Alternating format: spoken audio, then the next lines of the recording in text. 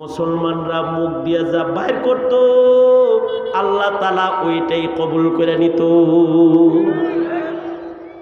মুসলমানদের আজব দুয়ার দুটি ঘটনা শোনেন। একটা ঘটনা হলো হযরত ওমর, ওনার শাসনামলে ওনার সামনে বাপ বেটা দুইজন আসছে হযরত ওমরের সামনে। ঘটনাটি ইমাম তাবারানী আদ-দুআ কিতাবের ভেতরে লিখেছেন, আর আল্লামা খারায়াতি মাকারিমুল আখলাক কিতাবের ভেতরে এই ঘটনাটা লিখেছেন যে হযরত ওমরের সামনে দুই বাপ বেটা বসে রয়েছে। আশ্চর্য, বাপ বেটা দেখতে একই রকম, হুবহু ফটোকপি। হযরত ওমর বলে, আজব তোমরা বাপ বেটা, তোমাদের মতো এমন আজব বাপ বেটা আমি আর কখনো দেখি নাই। হযরত ওমর বলতেছে, তোমরা আশ্চর্য বাপ বেটা, যে তোমাদের মতো বাপ বেটা আমি ইতিপূর্বে আর কখনো দেখি নাই, এত মিল তোমাদের ভেতরে। তো আগন্তুক বলে, আমিরুল মুমিনিন, খালি আমাদের জিসমানি মিলটাই দেখলেন, রূহানি কিছু শুনবেন না? ইন্না হাযাল গুলাম লাহু কিসসাতুন আজীবাতুন। বাপে বলতেছে, এই যে আমার এই ছেলেটা, এই ছেলের একটা আশ্চর্য ঘটনা আছে। কি ঘটনা? কয়, আমার এই ছেলেটা যখন মায়ের পেটে আসছে, সারা দুনিয়ার মুসলমানদের ভিতরে গুনার ব্যাপকতা, পাপের ব্যাপকতা এসে গেছে, তাকওয়াল্লাহ কমি এসে গেছে, যে মুসলমানরা প্রকাশ্যে দিবালোকে গুনাহ খাতা পাপাচারে ব্যস্ত হয়ে পড়েছে। মুসলমানদের পাপ আর গুনার কারণে এখন মুসলমানদের দোয়া এখন আর কবুল হয় না। আমরা দোয়া করি, আমাদের দোয়া কবুল হয় না। এমনকি সারা দুনিয়াতে কুনুতে নাজেলা পড়া হইতেছে, ফজরের নামাজে কুনুতে নাজেলা পড়ে দোয়া করতেছে ফিলিস্তিনিদের জন্য, তারপরেও দোয়া কবুল হইতেছে না। কিন্তু একটা সময় ছিল মুসলমানরা মুখ দিয়ে যা বাইর করত আল্লাহ তাআলা ওইটাই কবুল করে নিত। মুসলমানদের আজব দুয়ার দুটি ঘটনা শোনেন। একটা ঘটনা হলো হযরত ওমর, ওনার শাসনামলে ওনার সামনে বাপ বেটা দুইজন আসছে হযরত ওমরের সামনে। ঘটনাটি ইমাম তাবারানী আদ-দুআ কিতাবের ভেতরে লিখেছেন, আর আল্লামা খারায়াতি মাকারিমুল আখলাক কিতাবের ভেতরে এই ঘটনাটা লিখেছেন যে হযরত ওমরের সামনে দুই বাপ বেটা বসে রয়েছে। আশ্চর্য, বাপ বেটা দেখতে একই রকম, হুবহু ফটোকপি। হযরত ওমর বলে, আজব তোমরা বাপ বেটা, তোমাদের মতো এমন আজব বাপ বেটা আমি আর কখনো দেখি নাই। হযরত ওমর বলতেছে, তোমরা আশ্চর্য বাপ বেটা, যে তোমাদের মতো বাপ বেটা আমি ইতিপূর্বে আর কখনো দেখি নাই, এত মিল তোমাদের ভেতরে। তো আগন্তুক বলে, আমিরুল মুমিনিন, খালি আমাদের জিসমানি মিলটাই দেখলেন, রূহানি কিছু শুনবেন না? ইন্না হাযাল গুলাম লাহু কিসসাতুন আজীবাতুন। বাপে বলতেছে, এই যে আমার এই ছেলেটা, এই ছেলের একটা আশ্চর্য ঘটনা আছে। কি ঘটনা? কয়, আমার এই ছেলেটা যখন মায়ের পেটে আসছে, ও মায়ের পেটে যখন 6 মাস 7 মাস, ওই সময় যুদ্ধের ডাক আইসা গেল, হাইয়া আলাল জিহাদ, চলো চলো যুদ্ধে যেতে হবে। লোকটা বলে, আমিরুল মুমিনিন, যুদ্ধের ডাক শোনার পরে আমি সাথে সাথে যুদ্ধে যাওয়ার জন্য প্রস্তুত হয়ে গেলাম, কিন্তু আমার নফস বলতেছে, বউ বাচ্চা রাইখা যাবি কে? কিন্তু দ্বীনের জন্য যুদ্ধের আহ্বান এসেছে, ইসলামের জন্য যুদ্ধে যেতে হবে। আমি প্রস্তুত হয়ে গেলাম, যুদ্ধে যাব। ঢাল তরবারি লইয়া যুদ্ধের দিকে রওনা করছি। এই সময় আমার বিবির সামনে দাঁড়ায় বলে, স্বামী, আমার কথা চিন্তা করি না, কিন্তু আমার পেটে যে বাচ্চাটা রেখা যাইতেছেন, এটার কি হবে স্বামী? লোকটা বলে, আমিরুল মুমিনিন, আমার বিবি আমার বাচ্চার কথা বললে, আমি আমার বিবির পেটে হাত দিয়ে বললাম, ইন্নী আস্তাউদিউল্লাহ মা ফি বাতনিক, তোমার পেটে যা আছে এটাকে আমি আমার আল্লাহর কাছে আমানত দিয়ে গেলাম। এই কথা বইলা আমি যুদ্ধে চলে গেছি। লোকটা বলে, আশ্চর্য আমিরুল মুমিনিন, যুদ্ধের ময়দানে মাসের পর মাস আমি যুদ্ধ করতেছি, হঠাৎ করে খবর পেলাম যে আমার বিবিটা ইন্তেকাল করছে এবং আমার সন্তান যেটা আমার বিবির পেটে রেখে এসেছি, সন্তান বিবির পেটেই আছে, প্রসব হয় নাই। মাসআলা মাফিক এলাকার লোকেরা আমার বিবি আমার সন্তানকে একসাথে দাফন করে দিছে এই কবরের ভেতরে। কিন্তু আশ্চর্য হলো, আমি যখন গাজী হয়ে কয়েক মাস পরে বাড়িতে গেছি, বাড়ি যেয়ে শুনি এলাকার লোকেরা কয়, এই তোমার বিবির কবরে তো আযাব হয়। আযাব কেমনে বুঝলা আযাব? কয়, আমরা রাতের গভীরে দেখি তোমার বিবির কবরে আগুন জ্বলে। আমি ভয় পায়া গেলাম, আমিরুল মুমিনিন গো, কিন্তু আমি চিন্তায় পড়ে গেলাম যে আমার বিবি তো খারাপ না, সে তো আগুনে পড়ার কথা না। কারণ আমার বিবি আবেদা, সালেহা, কানেতা, জাহেদা, মুমিনা, আশিকা, নামাজি, রোজাদার, পর্দানিশী। আবার সন্তান পেটে লইয়া আমার বিবি মারা গেছে। কোন মহিলা যদি সন্তান প্রসবের সময় মারা যায়, সে বিনা হিসাব জান্নাতি। অথবা যদি সন্তান পেটে কোনো মহিলার মৃত্যু হয়ে যায়, তাহলে সে হুকমান শহীদ হয়ে যায়, শহীদি মরণ পাওয়া যায়। লোকটা বলে, আমিরুল মুমিনিন, চিন্তা করতেছি আমার এমন নেককার বিবিটা কেমনে দোজখের আগুনে গেল। সচক্ষে, মানুষের কানে না শুনে সচক্ষে ঘটনা দেখার জন্যে আমি একদিন রাতের বেলায় গুরুস্থানে যায় দাঁড়ায় রইলাম। আশ্চর্য, হঠাৎ করে গভীর রাত্রিতে, মধ্যরাত্রে দেখি আমার বিবির কবরটা ফাঁক হয়ে গেছে, আর কবরের ভেতর থেকে আগুন বের হইতেছে, আগুনের ফুলকি দেখা যায়। আমি ভয় পায়া গেলাম যে আসলেই তো আগুন রে। বিষয়টা দেখার জন্য আমি আরো কাছে গেলাম, কিন্তু আলহামদুলিল্লাহ কাছে যায় দেখি আমার বিবির কবরে ওটা আযাবের আগুন না, ওটা একটা বাতির আগুন, কুদরতি বাতি আল্লাহ কবরে জ্বালাইছে। আমার বিবির কবরটা প্রশস্ত একটা জান্নাতের বাগান। আমি পারে যায় দাঁড়ায় দেখি আমার বিবি তার সন্তানকে দুগ্ধ পান করাইতেছে। আমি কবর পারে দাঁড়ায় গেলে ইমাম খারায়াতি আদ-দুআ কিতাবে লিখেছেন, ইমাম খারায়াতি মাকারিমুল আখলাকে লিখেছেন, আর ইমাম তাবারানি আদ-দুআ কিতাবে লিখেছেন যে এই লোকটা কবরের পারে দাঁড়াইছে, তার বিবি সন্তান কোলে লয়ে দাঁড়ায় গেছে। দাঁড়ায় কয়, স্বামী নাও তোমার আমানত নাও। ও স্বামী, দোয়া করলা, কিন্তু দোয়াটা খালি ছেলের জন্য করলা, ছেলের মার জন্য করলা না। যুদ্ধে যাওয়ার সময় সন্তানের জন্য দোয়া করলা, কিন্তু সন্তানের মার লেগে দোয়া করলা না। তোমার দোয়ার বরকতে তোমার সন্তান আল্লাহ হেফাজত করল। অর্থাৎ ওগো আমিরুল মুমিনিন, আমি সন্তানটা বিবির কাছ থেকে কোলে লইলে সাথে সাথে কুদরতিভাবে কবরের মাটি লেগে যায় আর কবর বন্ধ হয়ে যায়। অর্থাৎ ওগো আমিরুল মুমিনিন, এটা আমার এমন সন্তান যে সন্তান আল্লাহ আমারে দুয়ার বরকতে দিছে, যেই সন্তানের জন্ম হয়েছে কবরের ভেতরে, যেই সন্তানের নার্সিং হয়েছে ফেরেশতাদের আওতায়, আর যেই সন্তান জন্মের পরে জান্নাতি মার দুধ খাইছে, আল্লাহু আকবার, জান্নাতি মার দুধ খাইছে। আর মুজাহিদ বাবা যুদ্ধের থেকে ফেরত আসার পরে জান্নাতি মায়ের কোল থেকে মুজাহিদ বাপের কোলে আইছে। মিল হবে না কেন?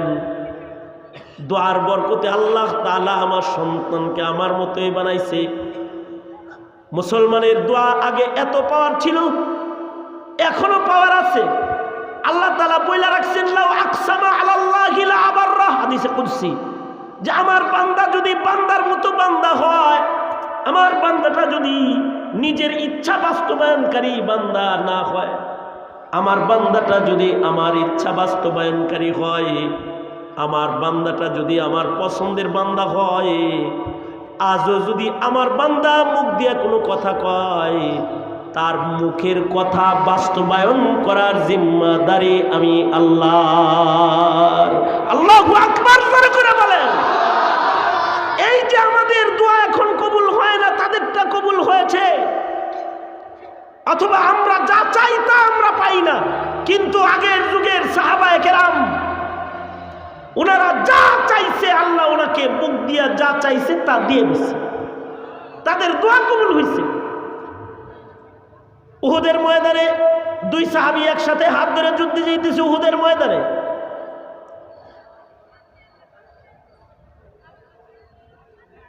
একজনের নাম হলো সাদ ইবনে আবি ওয়াক্কাস রাদিয়াল্লাহু আনহু, উহুদের যুদ্ধে যাইতেছে। আর একজনের নাম হলো হযরত আব্দুল্লাহ ইবনে জাহাশ রাদিয়াল্লাহু আনহু। এই দুইজন যুদ্ধের ময়দানে যাইতেছে। যুদ্ধে যাওয়ার আগে এই দুইজনে উহুদের মাঠে ঢোকার আগে বুদ্ধি করবার লাগছে। উহুদের ময়দানে ঢোকার আগে বুদ্ধি করে যে উহুদের যুদ্ধে ঢুকবার লাগছে, দুইজনে দুইটা দোয়া করে ঢুকি, কারণ দোয়া কবুল হবে।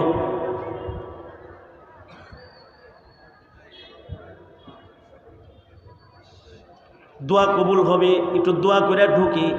কিন্তু দুইজনে আবার বুদ্ধি করছে যে আমি দোয়া করবো, তোমারে শোনাবো না, তুমি দোয়া করবা, আমারে শোনায়ও না।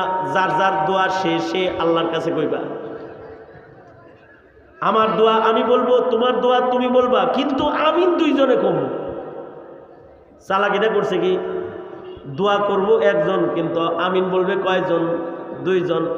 কিন্তু একজনের দোয়া আর একজন শুনবে না। দুই সাহাবী বুদ্ধি করে তারপরে দোয়া কালাম শুরু করছে।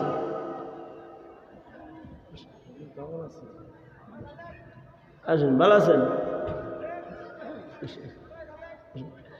তো দুই সাহাবী দোয়া করবে, একজনের দোয়া আর একজনের শোনাবে না। এই মনোযোগ দেন, এই কথাটাই আমার শেষ কথা। দুই সাহাবী দোয়া করতেছে, একজনের দোয়া আর একজনের শোনাবে না, কিন্তু আমিন বলবে। তো দুইজনে দোয়া করতেছে, একজন মনে মনে দোয়া করছে, দোয়া করে কয় আমিন। সাথে যে সাহাবী আছে হে কয় আমিন। এবার সেও দোয়া করছে, এ কয় আমিন। একজনের দোয়া আর একজন শুনে নাই। কিন্তু এবার যখন যুদ্ধের ভিতরে ঢুকতেছে, তখন একজন আর একজনের কয়, আই তুই কি দোয়া করলি? আমি আমিন করলাম, একটু শুনলাম না। যুদ্ধে যায় যদি মইরা যায় তো তোর দোয়া কোন দোয়ায় আমিন করছি কইছি তাও জানবো না। কমাস কম কি দোয়া করছো একটু শূন্য ভিতরে ঢুকি। এক সাহাবী বলে যে আমি দোয়া করেছি। সাদ ইবনে আবি ওয়াক্কাস বলে যে আমি দোয়া করেছি, ওগো আল্লাহ, আমি যুদ্ধে ঢুকবার লাগছি, তুমি আমার সামনে বড় একটা ধনী কাফেরকে সামনে আইনা দিও। শক্তিশালী এবং ধনী একটা কাফেরকে যেন আমি হত্যা করতে পারি, আর যেন অনেক গনিমতের মাল আমি পাই, যা দিয়া মদিনার গরিবদেরকে আমি সাদকা করব, আর ইসলাম আমার মাধ্যমে বিজয় হবে। তুমি ওই দোয়ায় আমিন বলছো। তুমি কি দোয়া করছো? আব্দুল্লাহ ইবনে জাহাশ কি বলে, তুমি কি দোয়া করছো? কয় আমি দোয়া করছি বিচার যেদিন হবে, হিসাব দিয়া আল্লাহর জান্নাত দখল করার মতো শক্তি আমার মতো গুনাহগারের নাই। এ কারণে আমি দোয়া করছি, ওগো আল্লাহ, মুসলমান আর কাফের যেহেতু যুদ্ধ হইতেছে, এর ভেতরে 2-4 জন মানুষ হইলেও শহীদ হবে। আল্লাহ, যারা শহীদ হবে তাদের ভেতরে আমার নামটা দিয়ে দিও, কারণ শহীদরা বিনা হিসাব আল্লাহর জান্নাতি। আমি শহীদ হওয়ার দোয়া করেছি। সাধারণ শহীদ বানায় না, মুসলা শহীদ বানাইবা। কেন? কারণ হাসরের মাঠে চোখ কথা বলবে, হাত কথা বলবে, পা কথা বলবে। আমার শাহাদাতটা যেন এমন হয় যেন আমার হাত পা কাইটা দুশ্মন লয়ে যায়, তাইলে আমার অঙ্গ আর আমার বিপক্ষে সাক্ষী দিতে পারবে না। কারণ হাসরের মাঠে আল্লাহ মুখে তালা লাগাবে, আল ইয়াউমা নাখতিমু আলা আফওয়াহিহিম ওয়া তুকাল্লিমুনা আইদিহিম। হাত কথা বলবে, পা কথা বলবে, এমনকি অন্য আয়াতে আছে গায়ের চামড়া সুদ্ধা কথা বলবে। উহুদের মাঠে কিছু মানুষের হাত পা তো কাটছে, নাক কাটছে, কান কাটছে, যেমন হযরত সাইয়্যিদুশ শুহাদা আমির হামজা রাদিয়াল্লাহু আনহু, মুসলা শহীদ যাকে বলা হয়, ঠিক আব্দুল্লাহ ইবনে জাহাশ মুসলা শহীদ হয়ে গেছে, ওনার দোয়া কবুল হয়ে গেছে। সাথে সাথে সাদ ইবনে আবি ওয়াক্কাস গাজী হয়ে অনেক মাল দিয়ে মদিনায় আসছে, আর বলে আসলে মনে করছিলাম যে আমি চালাক, আসলে তো আব্দুল্লাহ ইবনে জাহাশ চালাক। ও দোয়া কইরা বিনা হিসাব জান্নাতের পথ ধইরা জান্নাতে চলে গেছে, আর আমি কতগুলো মালের বোঝার আমানত লইয়া বাড়ি আসছি, না জানি হাসরে আমার হিসাব কি হবে। তার মানে একটা মানুষ আগে মুখ দিয়া যা বলতো তাই কবুল হইতো। যেমন ইমাম বুখারী রাহমাতুল্লাহি আলাইহি, উনি জন্মের পরে অন্ধ জন্মাইছেন, কিন্তু উনার মা চোখে হাত দিয়া কয়, আল্লাহ ডাক্তার দেখানোর টাকা আমার নাই, আমার ছেলেরে ভালো করে দাও, ছেলেরে চোখ দাও, চোখ দাও। আল্লাহ তাআলা মার দুয়ার বরকতে সন্তানকে কোনো ঔষধ ছাড়া ইমাম বুখারীকে আল্লাহ তাআলা চক্ষু দান করেছে। আল্লাহু আকবার বলেন। তাহলে দেখেন, দোয়া করলো চোখ দিল, আর আমরা ইবাদত করার পরেও পাই না। কারণ কি? কারণ হলো আমাদের ইবাদতও চলে, আমাদের গুনাহও চলে, আমাদের নামাজও রানিং, গুনাহও রানিং। মসজিদ থেকে কেবল আইছে, আয় শালির লগে আলাপ শুরু করছে, কেবল মসজিদ থেকে আসছে, আয়সা ঘুষের বাণিজ্যের ক্যাশে বসে রয়েছে, পাপাচারও চলতেছে, ইবাদতও চলতেছে। এই যে তাকওয়াল্লাহ, খোদা ভীতির কমি আমাদের আছে, এই খোদা ভীতির কমতির কারণে আমাদের দোয়া এখন আর কবুল হয় না। কিন্তু যদি এই দুইটা গুণ কারোর ভেতরে পাওয়া যায়, খোদা ভীতিও আছে আর নিজের ইচ্ছাকে বাস্তবায়ন করে না, আল্লাহর ইচ্ছায় চলে, তাহলে ওয়া আম্মা মান খাফা মাকামা রাব্বিহি ওয়া নাহান নাফসা আনিল হাওয়া ফাইন্নাল জান্নাতা হিয়াল মাওয়া। এই দুইটা গুণের কথা বললাম, একটা হলো খোদা ভীতির গুণ, আর একটা হলো নিজের ইচ্ছাকে দমন করার গুণ। আমরা আমার ইচ্ছায়, আমাদের ইচ্ছায় চলবো না, ইচ্ছা মানবো কার? আরো জোরে আওয়াজ করে বলেন, ইচ্ছা মানবো কার? তাই যদি হয়, নামাজ আর কাজা করা যাবে, মিথ্যা কথা বলা যাবে, জুলুম করা যাবে, ওয়াদা করে বলেন, ইয়া আল্লাহ ওয়াদা করিতেছি জীবনে কোনোদিন আর নামাজ কাজা করব না, মিথ্যা কথা বলবো না, জুলুম করব না, চোখের গুনাহ করব না, হারাম কামাই করব না। ইনশাআল্লাহ। আস্তে করে কোন এখন আরো জোরে বলেন, আরো জোরে চিল্লায় জোরে বলেন, ইনশাআল্লাহ। নিজের ইচ্ছায় চলবো না, কার ইচ্ছায় চলবো? জোরে বলেন, আল্লাহর। ইনশাআল্লাহ এই দুই সবক, খোদা ভীতি লালন করব, আল্লাহর ইচ্ছায় চলব। যুবকরা, তোমরা যারা এখনো নামাজ পড়া শিখো নাই, তবলিগে কারা কারা সময় লাগাইবে? হাত তোলো, এই হাত তোলো, চিল্লা লাগাবি, ঠিক আছে? হ্যাঁ, নামাজ শিখবা। যারা কোরআন তেলাওয়াত জানো না, 20 দিনের শিক্ষা কার্যক্রম আছে, এখানেও আছে। এই বয়স্ক কোরআন শিক্ষা কার্যক্রম আছে না? এখানে আছে। বয়স্কদের কোরআন শিক্ষা কার্যক্রম এখন প্রতি মাদ্রাসায় আছে। 20 দিনের জন্য কি আল্লাহর কোরআন শিখার জন্য নিজেকে আলোক করা যায় না? এই যায় না? আর একটা বিষয়, যারা অভিভাবক আছেন, যাদের ছেলে মেয়ে আছে, তারা হাত তোলেন তো। এতগুলো সন্তানদের পাগড়ি দিলাম, দেখলেন চোখে, ছেলে মেয়ে যাদের আছে হাত তোলেন। তো বহুত ছেলে মেয়েওয়ালা আছেন এখানে, হাত নামান। আপনাদের একটা দায়িত্ব, সকালবেলার আশা ব্রাক আর কেজি নামক পাজি স্কুল বলি আমি এটা সকালবেলায় চালু হওয়ার কারণে সকাল ভোরবেলায় আমাদের ছেলেরা যে কালেমা, রোজা, নামাজ, দোয়া এগুলো শিখতো, এগুলো সব ভেস্তে গেছে। এখন সকাল ভোরবেলায় ঢোলের বাড়ি শুনে, ঢোলের বাড়ি শুনে। সুতরাং যেখানে আপনার সন্তানরা সকালবেলার স্কুলে গিয়ে মক্তব বন্ধের কুঠায়, এখন মক্তব বন্ধ, মসজিদের মক্তবে এখন আর ছাত্রছাত্রী তেমন পাওয়া যায় না। আপনারা বাপ মা যারা আছেন, তারা নিজের সন্তানকে কমসে কম 3টি বছর খণ্ডকালীন করে, এই কিছু ক্লাস আছে দুপুরে শুরু হয়, এখানেও আছে, কিছু ক্লাস আছে স্কুলের বাচ্চাদের জন্য, যারা বাইরে স্কুলে পড়ে এখানে আবার এসে মাদ্রাসায় পড়তে পারবে। আর কমাস কম এখানে তো স্কুল শিক্ষা আর দিনী শিক্ষা মিক্স, অর্থাৎ এখানে যদি আপনার বাচ্চা 2 বছর 3 বছর পড়ে সে আরবিতেও যোগ্য হবে, সাথে সাথে কিছু কোরআন শরীফ তার মুখস্থ হবে, আবার সে ভালো একটা স্কুলে ভর্তি হওয়ার যোগ্য ইংরেজিও সে শিখতে পারবে। এখানেই আছে এই শিক্ষা। এতটুকুন সতর্কতা অবলম্বন করে আপনারা যারা পিতার আছেন তারা কি নিজেদের সন্তানের ভবিষ্যৎকে লক্ষ্য করা আপনাদের দায়িত্ব নয়? যদি আপনারা দিন না শিখান তো আপনাদের সন্তানরা তো আপনাদের জন্য রব্বির হামহুমা কামা রাব্বায়ানি সাগীরাও বলতে পারবে না, দোয়াটাও করতে পারবে না। আর মাদ্রাসার পক্ষে থাকবেন, বিরুদ্ধে যাবেন না। মাদ্রাসা সন্ত্রাস করে না, মাদ্রাসা সন্ত্রাসী তালেবান পয়দা করে না। মাদ্রাসা এই যে 35 জন পাগড়ি দেওয়া হয়েছে, এগুলো পয়দা করে মাদ্রাসা। সুতরাং মাদ্রাসাকে ভালোবাসবেন, মহব্বত করবেন, মাদ্রাসার বাচ্চাদেরকে আদর দিবেন, স্নেহ দিবেন, মায়া দিবেন, মমতা দিবেন, কারণ এরাই আপনার জানাজা পড়াবে, আপনার সন্তানের বিয়ে পড়াবে। এরা যদি না থাকে পরে সব মোনাজাত হইব আজগবি মোনাজাত। ভালো একটা মোনাজাত করেন না, মোল্লা খুঁজা পাইতেন না আল্লাহ দিলে। সুতরাং ভালো হয়ে যান গা, ভালো হইতে পয়সা লাগে না। রাগ হয়েছেন? যে সকল কথায় রাগ হয়েছেন সে সকল কথার রাগগুলা ভুলে যায়, আর যে সকল কথাগুলো আমলের পাইছেন এগুলো আমল করেন ইনশাআল্লাহ। বলেন